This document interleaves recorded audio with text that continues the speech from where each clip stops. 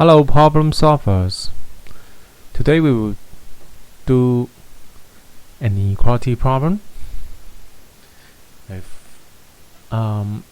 Also we need to show we need to state when will the equality hold. So please give it a try. So whenever you do a mathematical competition at the national level, you should have some more knowledge.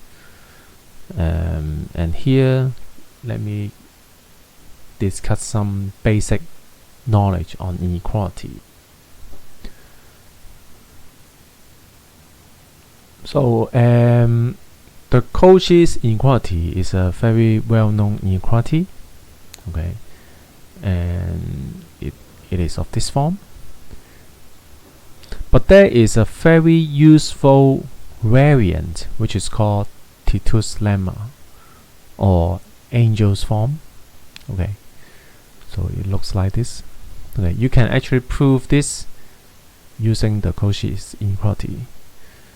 So just do some substitution. For example, let's change a to y, a to xe here, b to y here, xe y. Then if you let a to be x squared over y, b to be y, and just substitute everything, okay, and then this will become the y will cancel, so you are left with xe. Okay, so you'll be able to prove this form. Okay, and they have the same equality condition. Okay, when the a's and the b's are multiple for each I, ai and bi are multiple of one of another. So for this problem, let's use Tito's lemma. So first of all, there are only 3 terms, so we use the version n equals 3. Okay, I want 1 at the top, so let's just let all the ai to be 1, and then we will let the b1, the bi, to be the bottom of these fractions. So let's say b1 is this, b2 is this, b3 will be this. Okay, then the left hand side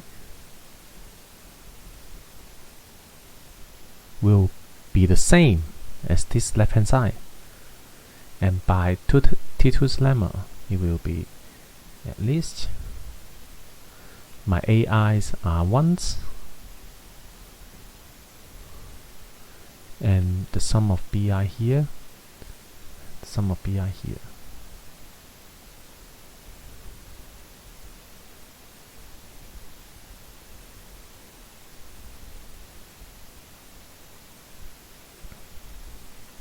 Okay, and if I can show that this quantity is at least the right hand side, then we will be done. Okay, so we just need to prove this inequality. Okay, but you can, let's just rewrite this. So let me expand.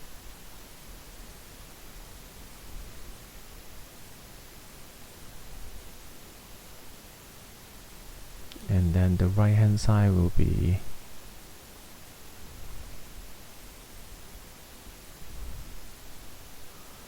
okay. So now if you cross multiply and simplify, you will reduce it to something like this, which is very well known. Okay, at the competition level, you can actually do a completing square. to show this is true.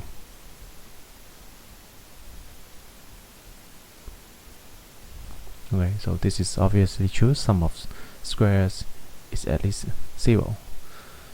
So that shows that this inequality is true, and we will have proof that the left hand side is bigger than the right hand side. So when does the equality hold? Well, it's very simple.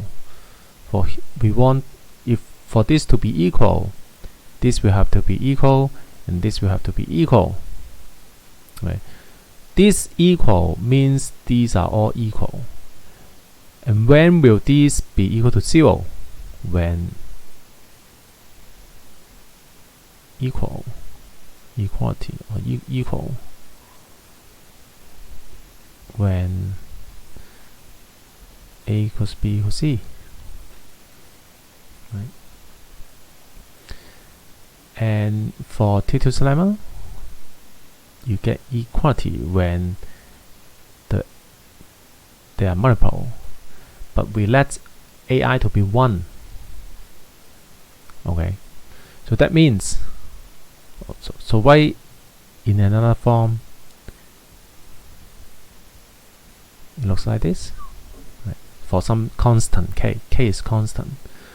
So if you plug in everything into here, okay, you would have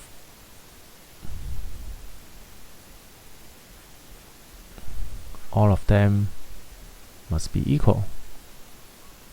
But we already know that A and B and C are equal.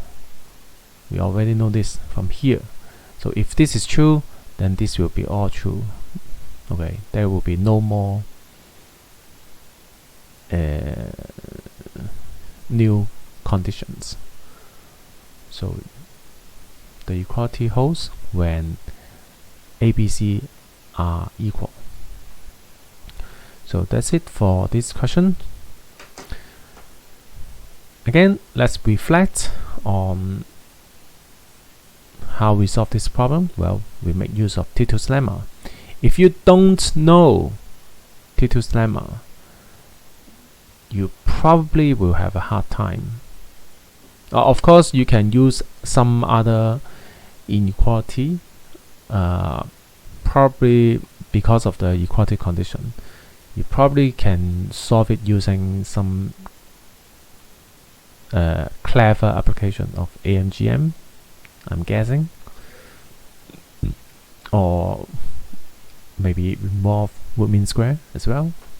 There is square, but yeah, if you know this, then it is quite straightforward, and I think this should be basic knowledge for you. Okay, that you can prove this easily. Okay, so actually there is a very similar question that you can solve using Tito's lemma as well. So let me put it down here. So extra exercise. So it turns out you can make it more complicated, and basically this strategy still works. So the question, we can actually add an A here, add a B here, and add a C here, but then these will be degree 3. The term will be degree 3, so it turns out the answer will be degree 3 as well. Right. You can solve this question using Tito's lemma, and at the end you need to do some simple, let's say do a second level inequality as well, but that is quite straightforward. Yeah, so that's it for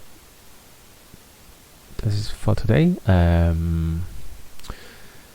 So finally, let's give it a difficulty score as usual. So I would say this is an easy problem at the national mathematical level. So let's say 4 out of 9. Okay.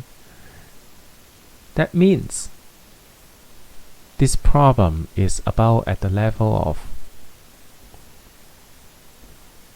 Rock Lee.